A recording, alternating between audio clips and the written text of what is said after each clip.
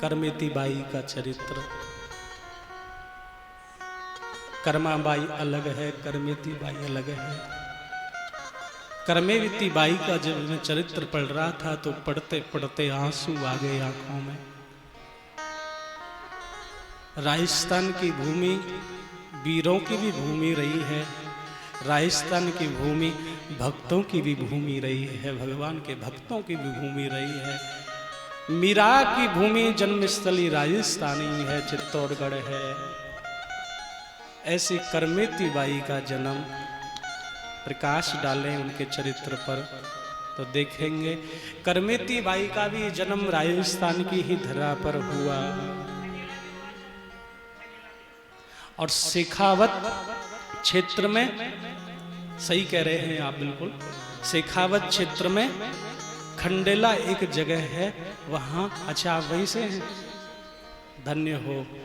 आहा, ऐसे ही तो होता है भक्तों का दर्शन, ऐसे ही तो होता है। अब कोई सोचा नहीं था, लेकिन पढ़ते पढ़ते कल जब पढ़ रहे थे तो बड़ा मन हुआ कि सुनाएं। बड़ा सुंदर चरित्र है करमेती बाई का। तो उनके देखो भक्त भी आकर के प्रकट हो गए, कितनी सुंदर बात है। तो करमेती बाई का जन्म शेखावत क्षेत्र में खंडेला एक स्थान है, वहां पर हुआ था। और शेखावत क्षेत्र के जो शेखावत राजा थे, करमेती बाई के जो पिता थे वो राजा के कुल पुरोहित थे। उनका नाम था पंडित परशुराम। पंडित परशुराम उनका नाम था। स्वामी श्री नाभाजी महाराज बड़ा सुंदर उनका चरित्र लिखते हैं। पंडित जी महाराज के कुल पुरोहित थे, तो जन्म से ही घर में पाठ पूजा होती थी, गोविंद की आरती होती थी। गोविंद को ही, भगवान को बगैर भोग लगे कोई भोजन कोई ग्रहण नहीं करता था, ऐसी घर की दिनचर्या थी। तो करमेती का जन्म हो गया, उसके बाद वो धीरे धीरे बड़े होने लगे। भैया एक दिन पंडित जी ने करमेती से कहा, बेटी सब बच्चे बाहर खेलते हैं, तू यहाँ घर में क्या करती है? तू भी बाहर खेला कर बच्चों के साथ में। करमेती ने बड़ा सुंदर यहाँ जवाब दिया, पिताजी मेरा खिलौना तो श्याम सुंदर है, मैं इसके अलावा किसी के साथ नहीं खेलूं। पंडित परशुराम जी ने मन में विचार किया, करमेती ये छोरी तो हाथ से निकली जा रही है, या को मन इतनो प्रभु के चरणों में लग रहा है, कहीं आगे चल कर के ये घर छोड़ कर के ना चली जाए। बड़ा ध्यान रखने लगे। आहा, वैसे भगवत कृपा से सब कुछ था उनके पास में, सब कुछ था, क्योंकि राजा के कुल पुरोहित थे तो धन धान की खूब कृपा थी प्रभु की, कोई कमी नहीं थी भैया। आहा, कोई कमी नहीं थी। नाभाजी महाराज लिखते हैं, कलयुग में करमेती निष्कलंक बची रही। नाभाजी महाराज लिखते हैं। और हमारे श्रीधाम वृंदावन में नाभा पीठ के आपने दर्शन करे हैं? नाभा पीठ ही सुदामा कुटी, सुदामा कुटी ही नाभा पीठ है। और वहाँ इस समय पूज्य गुरुदेव भगवान संत शिरोमणि देवाचार्य जगत गुरु सुतीक्ष्ण दास जी महाराज इस समय विराजमान है। आहा, बड़े अच्छे संत हैं महाराज। तो वही नाभा पीठ है। तो परशुराम जी को चिंता होने लगी, और थोड़ी दिनों के बाद में ही परशुराम जी ने, पंडित जी ने करमेती का रिश्ता कर दिया और विवाह कर दिया, छोटी ही उम्र में कर दिया। लेकिन सुनो, पहले जब विवाह छोटी उम्र में हो जाती तो बाद में गौना होता था। करमेती का विवाह तो हो गया, लेकिन मन प्रभु चरणों में लग गया था। गौने वाली रात को करमेती को याद आया कि कल तेरा गौना है और कल तुझे जाना है, ससुराल जाना है। और उसे पता चला कि तेरे जो सास ससुर है, तेरा जो पति है, वो भगवान का भजन नहीं करता है, वो कहीं भगवान की यात्रा पर नहीं जाता है। तो करमेती को बहुत दुख हुआ और रात भर रोती रही, गोविंद यदि चरणों से लगाया है तो क्यों ऐसी जगह भेज रहे हो? सुनो, रात के 12 बजे थे और करमेती ने घर छोड़ दिया। रात के 12 बजे करमेती घर से निकल गई। अब जब करमेती घर से निकल गई और घर से गांव से निकलने के बाद में और जंगल में चली गई, इधर प्रातः काल जब घर वालों ने देखा कि गौने की तैयारी है, विदाई होनी है आज, तो शोर मच गया कि बेटी तो घर में है ही नहीं, बेटी तो घर में है ही नहीं। परशुराम जी ने कहा, अरे देखो कहीं बाहर जाकर के यहीं कहीं होगी, कहां जाएगी? चारों तरफ देखा लेकिन करमेती कहीं नहीं मिली। परशुराम जी अपने सिर पर हाथ रख करके पंडित जी रोने लगे, इस बेटी ने तो मेरी समाज में नाक कटवा दी, इस समाज में नाक कटवा दी। इधर पुरोहित हैं राजा के, तो राजा के पास में गए, महाराज महाराज। राजा ने कहा, कहो गुरुदेव क्या बात है, क्या परेशानी हो गई? आज तो तुम्हारी बेटी का गौना है, आज तुम इतने व्याकुल क्यों हो रहे हो? पंडित जी ने हाथ जोड़ करके कहा, महाराज मेरी बेटी घर से चली गई है, आप कृपा करके उसकी खोज करवाइए। अब राजा के कुल पुरोहित हैं तो मना कैसे कर सकते? तो सिपाहियों की एक टुकड़ी भेजी, बोल जाओ ज्यादा दूर नहीं गई होगी, अभी पकड़ करके लाओ उसे। करमेती ने देखा कि सिपाही आ रहे हैं, अब वहां जंगल में छिपने के लिए कोई जगह नहीं है, क्या करे? सुनो, अब देखो यहाँ भक्ति की पराकाष्ठा देखो, प्रभु का से प्रेम देखो कि वहां एक मरा हुआ ऊंट पड़ा था और ऊंट का पिंजर पड़ा हुआ है, ऊंट का पिंजर पड़ा हुआ है, चारों ओर दुर्गंध आ रही है, बहुत जोर से दुर्गंध आ रही है। लेकिन करमेती तो प्रभु के भजन में पागल थी भैया, प्रभु के भजन में पागल थी और उस ऊंट में ही जाकर के वो छिप गई, ऊंट में ही जाकर के छिप गई। इधर से राजा के सिपाही आए, सिपाहियों ने कहा, अरे यहाँ से जल्दी चलो, बहुत बदबू आ रही है। और ऐसा श्री स्वामी नाभाजी महाराज लिखते हैं कि राजा के सिपाही वहां 3 मिनट नहीं रुक सके, लेकिन घबराई हुई करमेती कहीं मुझे पकड़ करके ना ले जाएं, वो 3 दिन तक उसी ऊंट के अंदर ही, मरे ऊंट के अंदर ही बैठी रही और उसको ना दुर्गंध सताई ना सुगंध सताई। उसकी तो लगन क्यों, भगवान से लगी हुई थी। कह कोई जागे रोगी भोगी, कह कोई जागे चोर, कह कोई जागे प्रभु प्यारो, करे गलिन में सो। प्रभु का जो प्रेमी होता है, ठाकुर जी के नाम का जो रसिक होता है भैया, उसे वो ये नहीं देखता कि जगह कैसी है, स्थान कैसा है, कि भोजन थाली में जो भोजन है वो कैसा है, वो तो सब और भगवान को देखता है। करमेती वहीं बैठी रही, 3 दिन तक छिपी रही। राजा के सिपाहियों ने राजा से कह दिया, करमेती कहीं नहीं मिली। सुनो, एक टोली संतों की जा रही थी। करमेती ने देखा कि संत कीर्तन गा रहे हैं, प्रभु का नाम गा रहे हैं। अब करमेती की आंख खुलती है, आहा, वहीं बैठी हुई है 3 दिन से छिप करके। सिपाही घूम रहे हैं, कोई मतलब नहीं, आंख बंद करके बैठी हुई है। लेकिन जैसे संतों के कीर्तन सुना तो करमेती की आंख खुलनी और बाहर आ गई। वृंदावन से बड़ा प्यार था, क्योंकि वृंदावन से आती रहती थी अपने पिता के साथ में। तो संतों की टोली कि साथ में वो होली, लेकिन संत पहुंचे पहले गंगा किनारे गए तो करमेती भी उनके साथ साथ चली गई। गंगा में स्नान किया। और कल मैंने आपको बताया था कि गंगा मैया ज्ञान स्वरूपा है, ज्ञान को प्रकट करती है।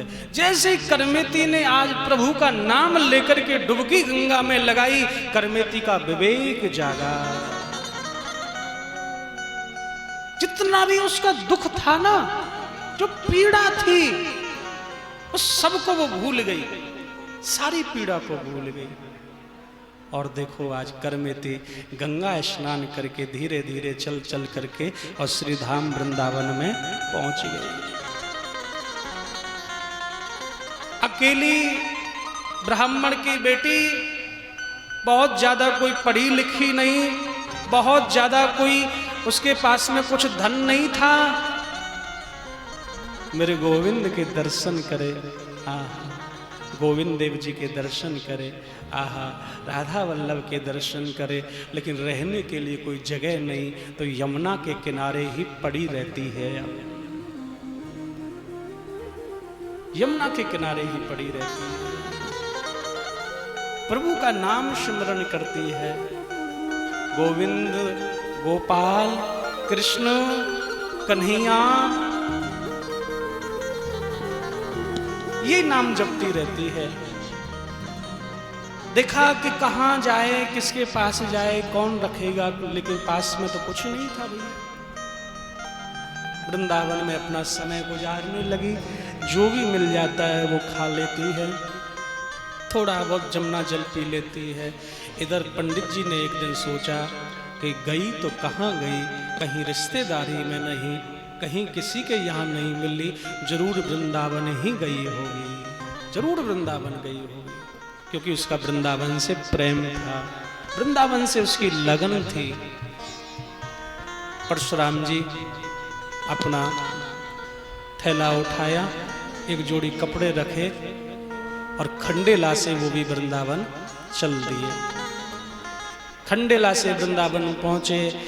चहु ओर सब आश्रमों में, सब मंदिरों में करमेती को देख लिया, लेकिन कहीं भी करमेती नहीं मिली। हार गए, थक गए, यमुना किनारे बैठ करके आज करमेती का पिता रो रहा है, हे यमुना मैया, एक बार तू मुझे अपनी बेटी से मिला दे, बस एक बार मिला। घर से चले तो क्या क्या सोच करके चले, इस बेटी ने मेरी नाक कटवा दी, इस बेटी ने मैं कहीं मुंह दिखाने लायक नहीं छोड़ा। लेकिन हे यमुना मैया, यदि वो वृंदावन में है, श्री ठाकुर जी के चरणों में है, तो एक बार उसको देखना चाहता हूं। यमुना किनारे खड़े ही थे तो क्या देखा कि एक जगह पक्षी चहचहाट कर रहे हैं। आहा, पक्षी चहचहाट कर रहे हैं, तो वहीं पहुंच गए। जाकर के क्या दृश्य देखते हैं, सर्प, पक्षी, मोर करमेती को घेरे हुए बैठे हैं, बिच्छू, लेकिन कोई करमेती को डंक नहीं लगा रहा है, सर्प आगे नहीं बढ़ रहा है, सर्प बैठे हुए चारों ओर, बिच्छू बैठे हुए चारों ओर, मोर बैठे हुए कौं कौं मोर बोल रहे हैं, कोयल बैठी हुई हैं, बंदर बैठे हुए हैं, और सबके बीच में करमेती बैठ करके भगवान को याद कर रही है। मेरे गोविंद, क्यों सता रहे हो मुझे, क्यों दर्शन नहीं दे रहे? वृंदावन के संत कहते हैं, भैया आशा मत छोड़ो, एक दिन मिलेगा, जरूर मिलेगा। आएंगे हरि, आशा रख पगली, आएंगे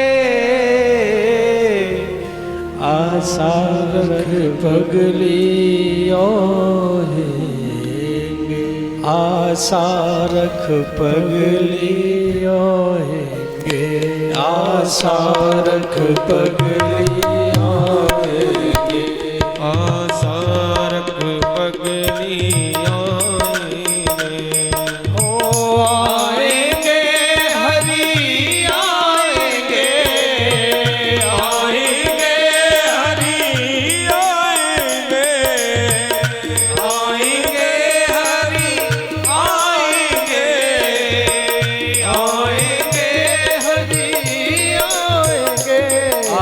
आसारक पगली आएंगे, आसारक पगली आएंगे।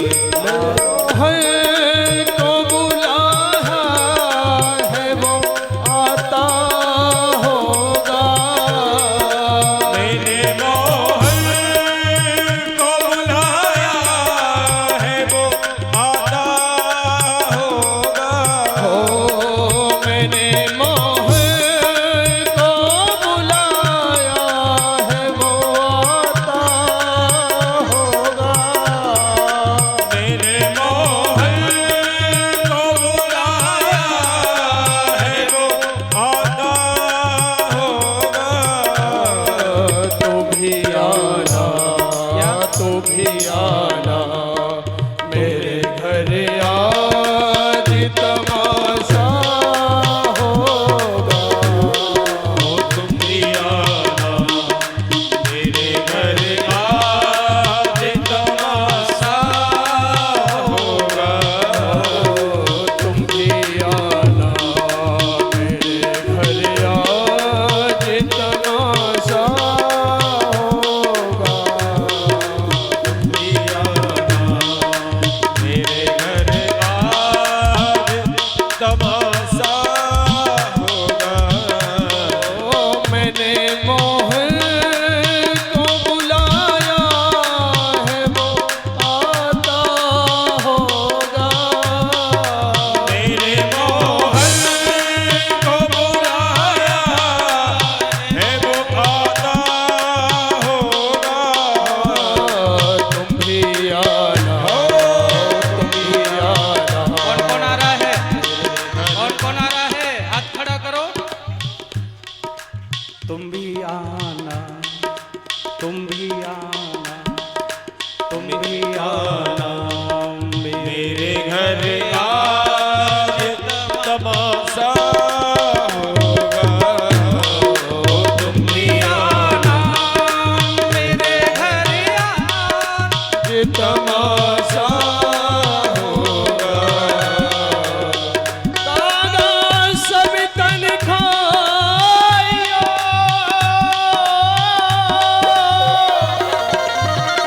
मारा चुन चुन खाइयो,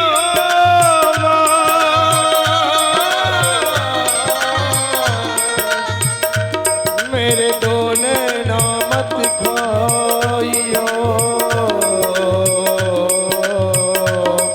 मोहे श्याम दरस किया, मोहे श्याम दरस किया, मोहे श्याम दरस किया, मोहे श्याम दरस किया, हो तुम भी आना मेरे घर आज तमाशा होगा। हो मैंने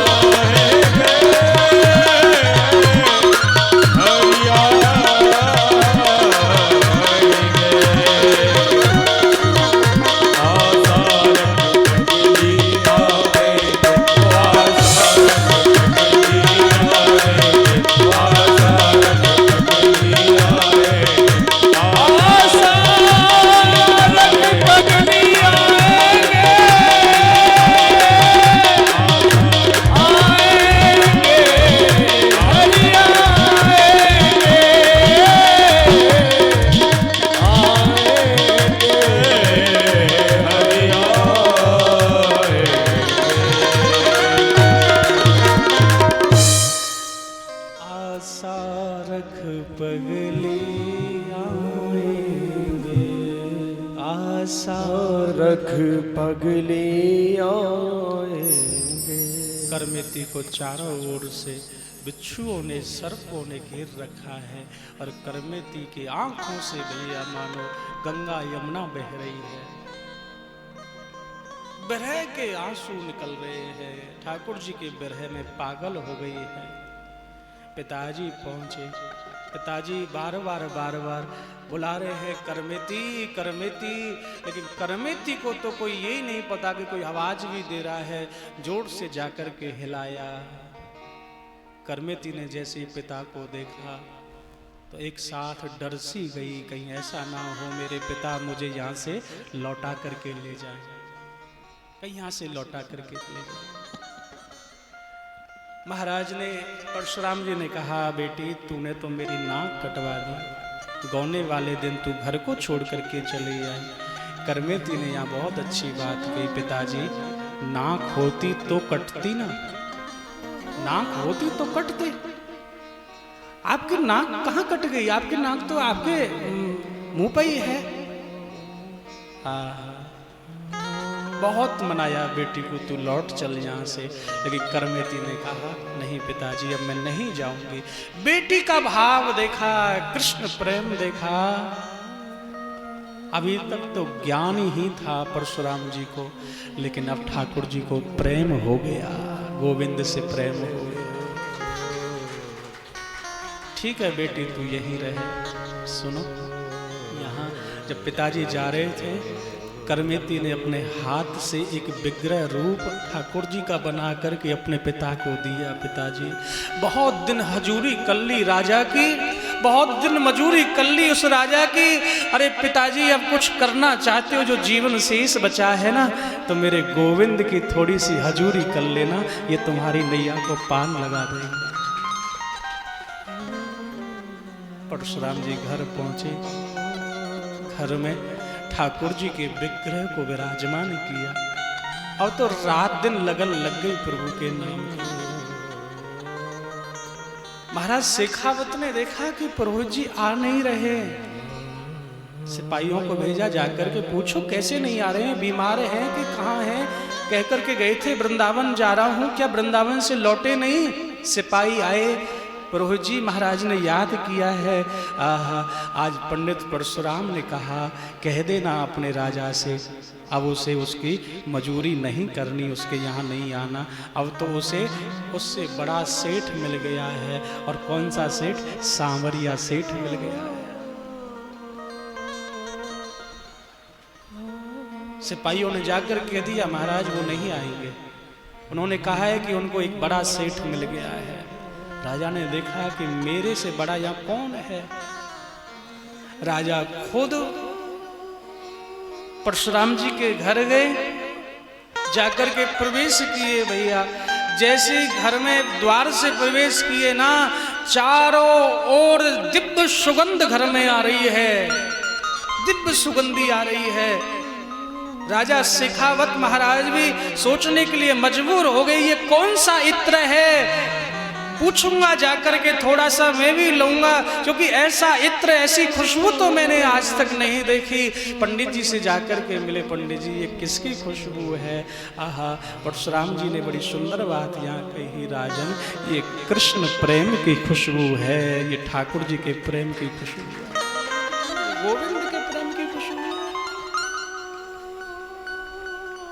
ठाकुर जी के विग्रह रूप को देखा महाराज। राजा ने पंडित जी से पूछा, पंडित जी तुम बेटी को लेने के लिए गए थे, क्या हुआ, मिली? पंडित जी की आंखें भर आई। राजन मैं तो यही कहता था समाज में कि मेरी बेटी ने मेरी नाक कटवा दी, लेकिन बेटी के दर्शन करने के बाद तो आज तक जो मुझे दुनिया में नहीं मिला, वो दुनिया में जो मुझे प्राप्त नहीं हुआ, एक पल में मेरी बेटी ने मेरी गोदी में डाल दिया। ऐसी बेटी के लिए मैं बल बल जाऊं, बार बार विनती करूं गोविंद से कि ऐसी बेटी तो संसार में हर किसी को देना जिसने अपने पिता को गोविंद से मिला दिया हो, परमात्मा से मिला दिया हो। धन्य है मेरी बेटी। करमेती के पूरे चरित्र को जब राजा शेखावत ने जाना, पंडित जी एक बार मैं भी दर्शन करना चाहता हूं उसके। हम कैसे अभागे हैं। राजा आज परशुराम जी के ग्रह में ही बैठ करके रोने लगे, कैसे अभागे हैं। उस लाडली बिटिया ने जिसने गोविंद को जान लिया, प्रकट कर लिया, उसको हम रोक भी नहीं पाए, उसकी बात मन की जान नहीं पाए। मैं जाऊंगा और साथ में सब चलेंगे, अपनी लाडली बेटी को लेकर के आएंगे, मना करके लाएंगे। पंडित जी ने कहा मैं नहीं जाऊंगा, क्योंकि मैं जाऊंगा तो मेरी बेटी के भजन में बाधा आएगी। क्योंकि बेटी सबको देख सकती है रोते हुए, लेकिन पिता को ही नहीं देख सकती। पिता की आंखों में आंसू कभी नहीं देख सकती है। एक बात कहूं, एक पिता बेटे का ख्याल रखता है, परिवार का ख्याल रखता है, रिश्तों का ख्याल रखता है, समाज का ख्याल रखता है, लेकिन उस पिता का कोई ख्याल रखता है ना तो केवल बेटी ही रखती है और कोई नहीं रखता है, और कोई नहीं रखता है। बेटी से बढ़कर तो कोई धनी नहीं है भैया दूसरा। पंडित जी ने कह दिया महाराज क्षमा करना मुझे, मैं अपनी बेटी को रोते हुए देखता नहीं चाहता, और मेरे आंसुओं को देख करके वो रोएगी, अब मैं उसको दुखी नहीं करूंगा, मैं नहीं जाऊंगा उसके पास। राजा रानी को लेकर के सब परिवार वृंदावन आया, लेकिन पूछा पंडित जी एक बात तो बता दो, ये तो बता दो कि करमेती मिलेगी कहाँ। राजन करमेती मिलेगी कि कहीं यमुना के किनारे झाड़ियों में पड़ी हुई भगवान नाम गाती हुई। उसका वहां कोई महल नहीं है, वहां उसकी कोई कोठरी नहीं है, वहां कोई उसकी कुटिया नहीं है। राजा चले, वृंदावन पहुंचे, पूरे वृंदावन में देखा करमेती कहीं नहीं मिली, लेकिन जो पिता ने बताया था यमुना के किनारे ब्रह्मांड घाट पर, हमारे वृंदावन में ब्रह्मांड घाट है, और वहीं करमेती झाड़ियों में और भैया यमुना जी के किनारे, और पड़ी हुई है बेसुध, लेकिन मुख से केवल कृष्ण कृष्ण कृष्ण ही निकल रहा है। राजा शेखावत चरणों में जाकर के बेटी धन्य है तूने गोपाल को पा लिया, लेकिन धन्य कर दे मेरी खंडेला नगरी को, तू धन्य कर दे मेरे राजस्थान को, एक बार लौट करके चली चल। लेकिन करमेती ने वही बात कही जो मीरा ने कही थी। मीरा जब चित्तौड़गढ़ को छोड़ करके भैया द्वारकाधीश के चरणों में पहुंच गई थी, तो पूरा चित्तौड़गढ़ दुखी हो गया, प्रलय सी मच गई, सब दुखी है। एक वृद्ध ने कहा जिस दिन से मीरा चित्तौड़गढ़ को छोड़ करके गई है, उस दिन से हमारा सुख चैन सब चला गया है, चलो मीरा को मना करके लाते हैं। सभी चित्तौड़गढ़ वासी द्वारका गए मीरा को मनाने के लिए। मीरा मिली, मीरा से कहा मीरा तू चल, हमसे गलती हो गई। मीरा ने कहा मैं कैसे चलूं, भक्त तो दयालु होते हैं, तू भक्त है, भगवान की कृपा कर दे हमारे ऊपर, चलना। मीरा ने देखो बड़ी सुंदर बात कही, ठीक है मैं चल दूंगी, लेकिन एक बार द्वारकाधीश से आज्ञा ले लूं जाकर के, वो कह देंगे तो मैं चल दूंगी। सभी चित्तौड़गढ़ वासी बाहर इंतजार कर रहे, मीरा तू जा आज्ञा ले आ। मीरा प्रवेश की द्वारकाधीश के मंदिर में, प्रवेश करती हुई मीरा सबने देखे, बहुत समय हो गया मीरा वापिस नहीं आई। भैया जब पट खोले ना, ऐसा महापुरुष कहते हैं वही मीरा का अंतिम दर्शन था। प्रवेश तो किया द्वारकाधीश में, लेकिन फिर बाहर निकल के नहीं आई। द्वारकाधीश में ही भगवान ने ही उसको प्रकट किया, और भगवान में ही मीरा समा गई।